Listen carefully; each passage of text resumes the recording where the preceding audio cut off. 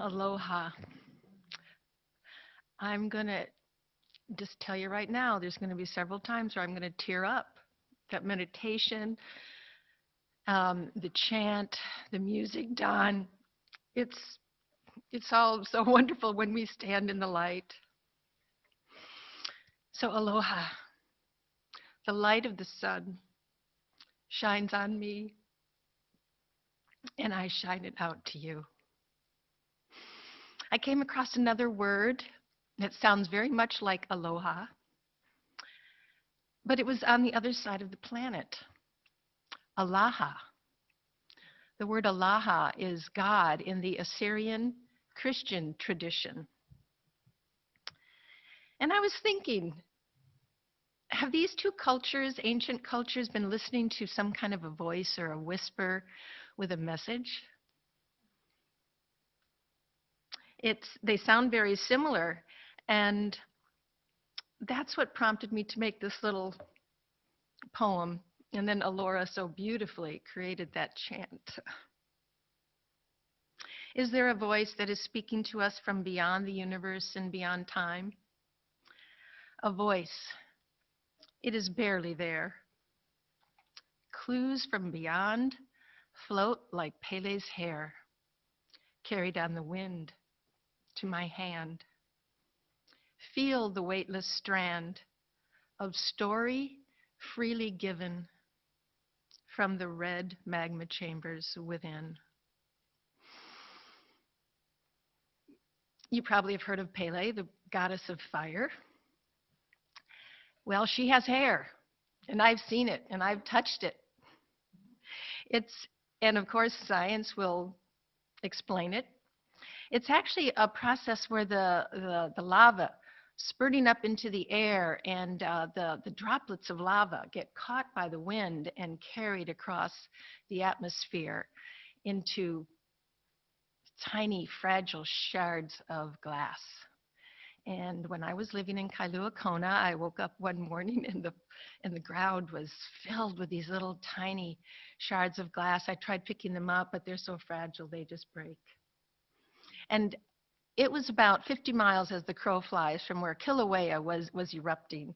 And that was a phenomenon that just mesmerized me. It just brought me so close to the what the earth and the nature and the miracles that's going on. And can you imagine all the other beautiful explanations and myths that our indigenous cultures have to explain the things around them? And just like those cultures, listening to a voice from the earth, we are gifted with our own stories.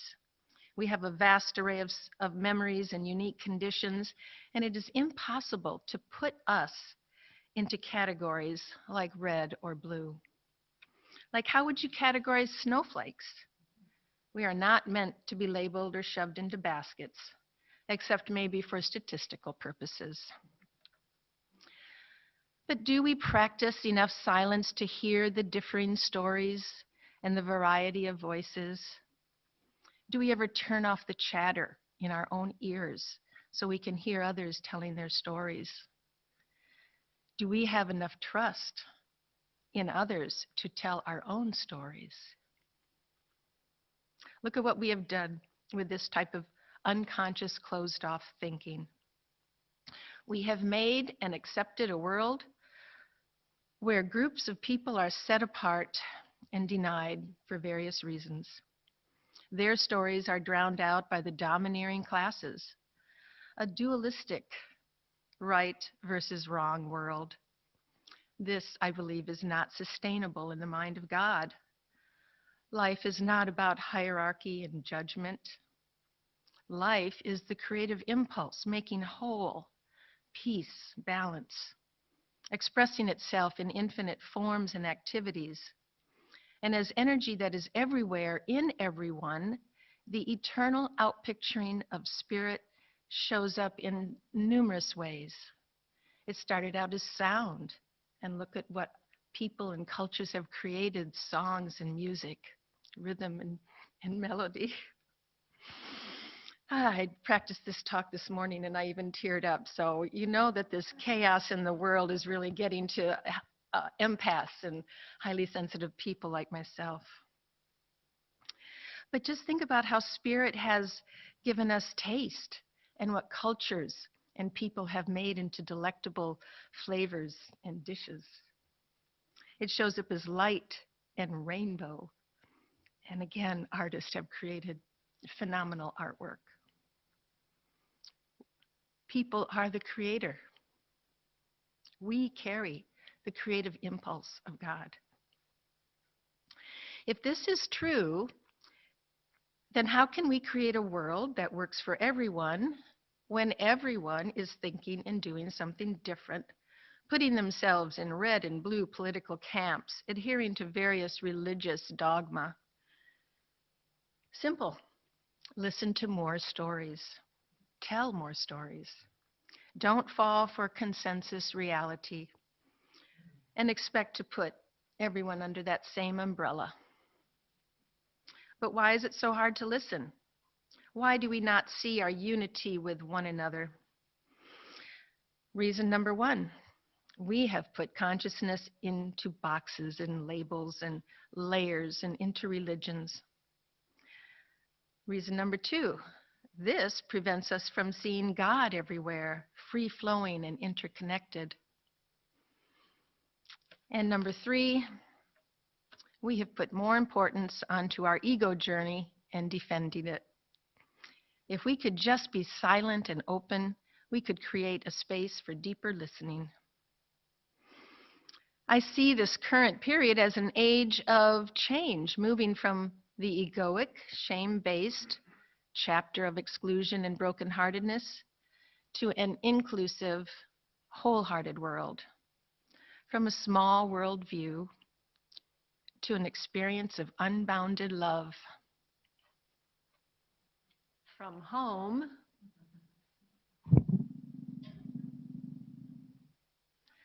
to home with a capital H.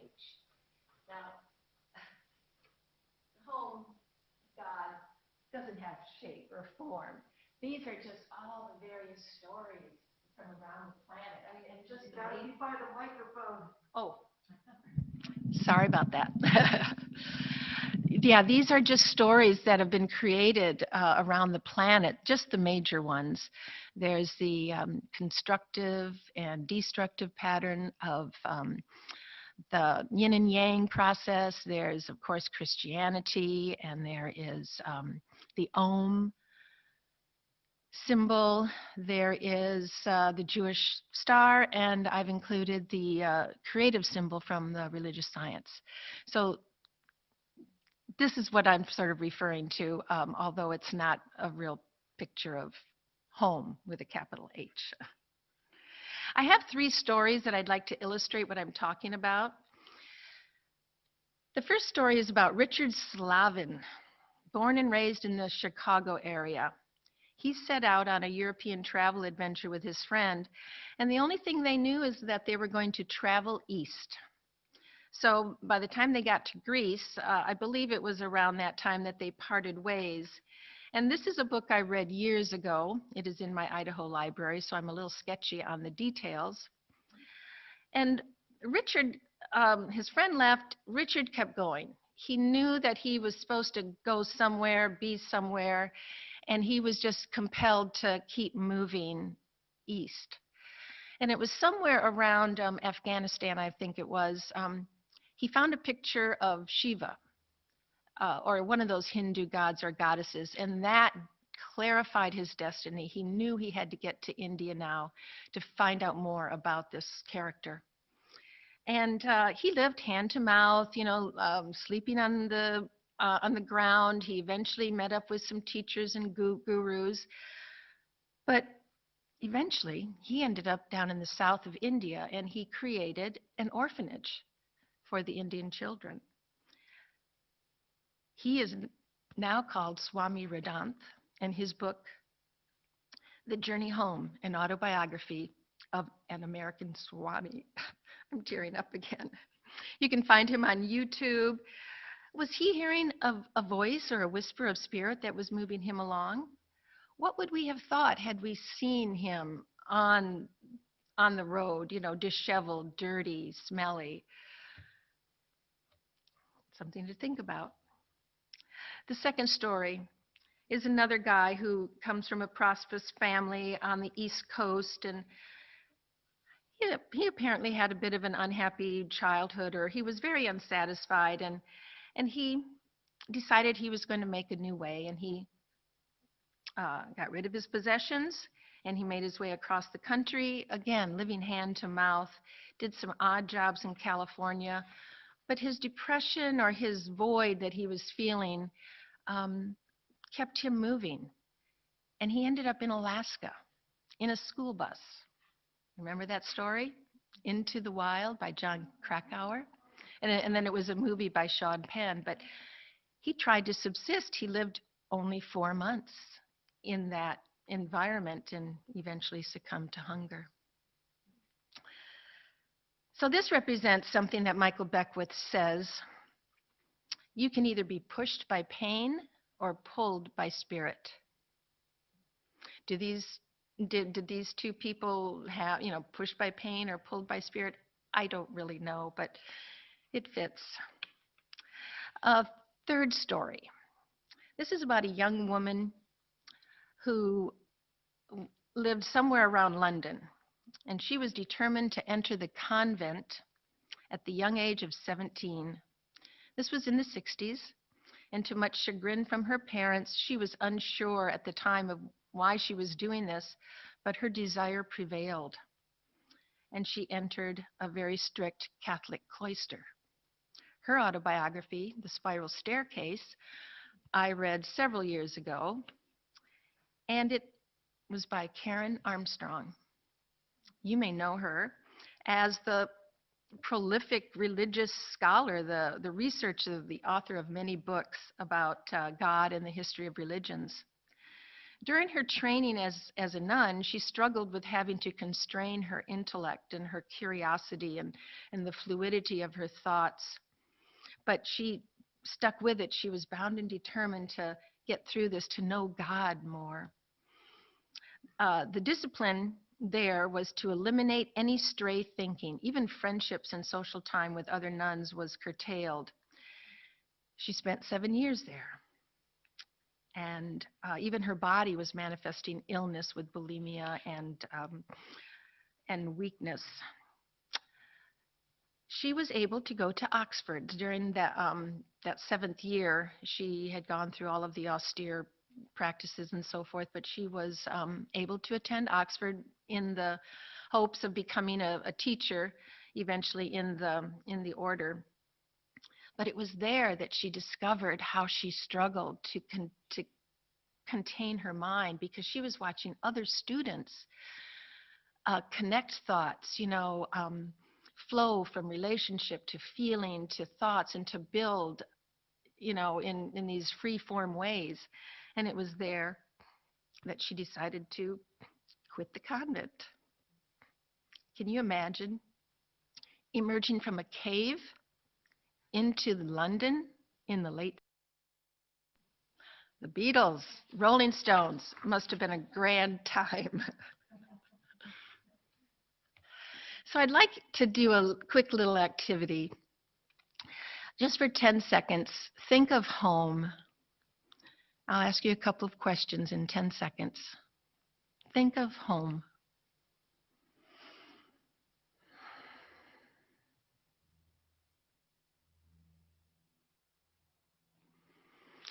Did you conjure a vision of your childhood home or your current home? Was it peaceful, filled with books, or empty bookshelves? Were there lots of people and busy all the time, or lots of solitude? Did you travel or stay at home a lot? What did the door look like?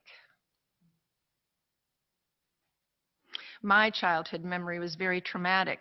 I did not know how bad it was till I grew up and realized the many dysfunctions that were perpetrated upon me and that I was still acting on like old, outdated software. The homes that we grow up in are not cookie cutter.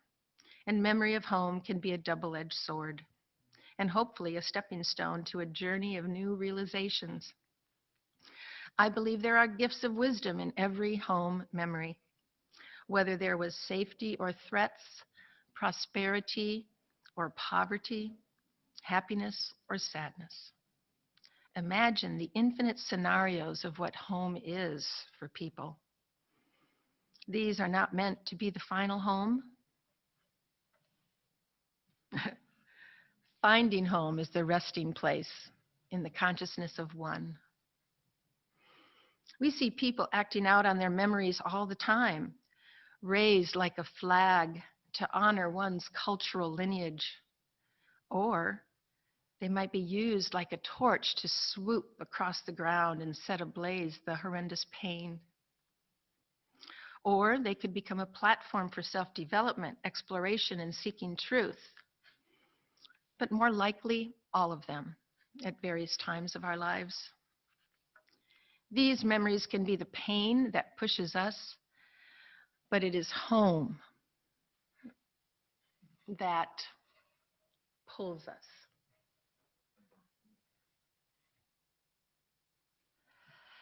The calling of boundless love, wisdom and knowledge of our oneness. I believe that life, all of life, and each of our individual lives is on this journey. But what does individual mean? We think of it as separate from the other. We look upon an individual as having their own being. We look at ourselves as isolated. But what is an individual? Merriam-Webster says it is, everything that is contained and not separated in our being. But what or who is the first individual? Who's the master individual? Could it be God, Spirit, that cosmic energy system, where we are not indivisible from it, not able to be divided, and therefore not divided from each other? I'm taking this idea of home and re-examining it. It is merging and meshing with the idea of home, capital H. And there are true similarities. A place to hang out, which I'm sure a lot of us are doing. A place to feed and nurture others, and a place to get fed and nurtured. It is our creative sanctuary. Private and safe, a place to let our hair down. Express our inner desires and our inner shames. This is true of both places. This has locality. The Lego house has locality. The capital H home is everywhere. But what's it like if we were to go out for an excursion, like a walk or leaving the house to get into the car? We usually have to plan our clothes. We have to take into consideration our itinerary and the weather. And we actually have to physically cross a threshold. We have to change our physical positioning from the four walls of protection and paradigms to a wider panoramic view. It's a brain mechanism that has to shift in that visual mental periphery, from a myopic and short-sighted view to a wide-angle panoramic view. Question: do we take our small ideas with us to the wider panorama? This is an interesting thing that we're going through now, and it's probably part of the evolutionary process. Now it's not even necessary to go out of our homes. We don't need to change clothes, plan an itinerary, or deal with the weather and transportation. We may not ever even need to cross a physical threshold. Our brain and visual mechanisms will not engage in that process as much or in the same way. But it is now having to adapt to crossing the technological threshold to the outer world. But the question still is, are we taking our small home ideas through that cyber threshold and into the wide open, interconnected cosmic world? So what does all this blurring of the construct of home mean? Well, there are just too many implications to answer that. I think we just have to pause long enough to listen to more stories and tell our stories. We will find over time that it is less and less possible to lump people into categories when we know their backstory and when we know the true history of our nation and our world. And if pain is pushing you, or if you see that pain is pushing someone else, don't forget to go silent once in a while to feel the pull of the bigger consciousness as it guides us with its endless voice and mysterious song of love. Thank you, Don, for that beautiful song you did. It feeds perfectly. One last story. A story of two women. Um, I think of it as woman number one. She's walking down the street and she encounters a few people. A particular woman is, well, she thinks that they are a fundamentalist couple because of what the woman is wearing. Long skirt, apron, covered up, high neckline, and very long hair. And this small group of people are carrying signs that basically say, repent, turn your life over to the law of the Bible. A woman is subservient to the man of the house, and so on and so on. Well, this woman number one goes off on her in shock and dismay and begins a tirade. How can you believe this? She says. What about your life? What about your dreams? How can you teach your daughter that women are doormats? And so on and so on. You know the rhetoric. Woman number two gets defensive. Well, look at you. You're short hair. You look like a man. And woman number one, well, I'm free to choose my hairstyle and you are not.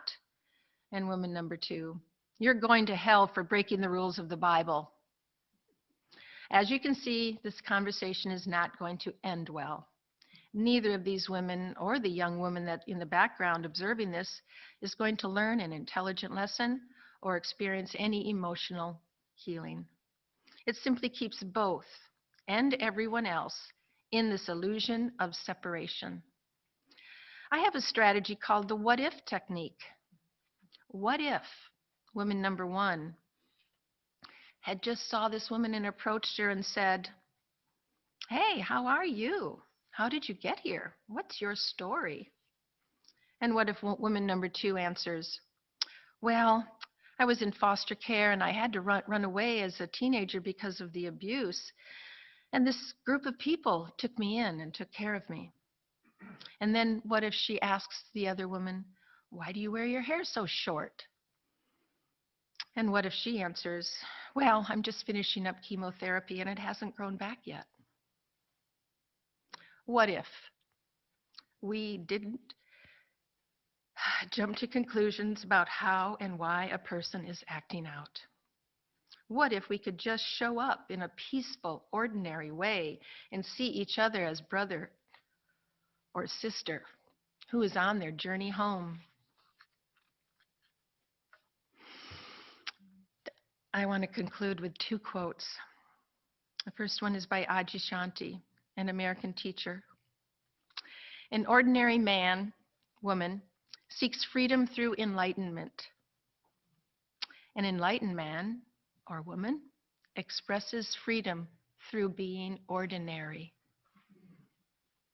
We don't need to be special to claim some kind of extraordinary status, to differentiate ourselves in order to impress someone, to separate or elevate our standing in a red-blue world just brings suffering.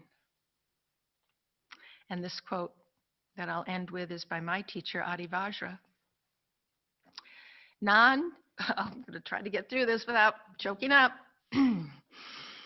Non-dual consciousness is the end of separation. And the end of separation is the end of suffering. And this is coming home.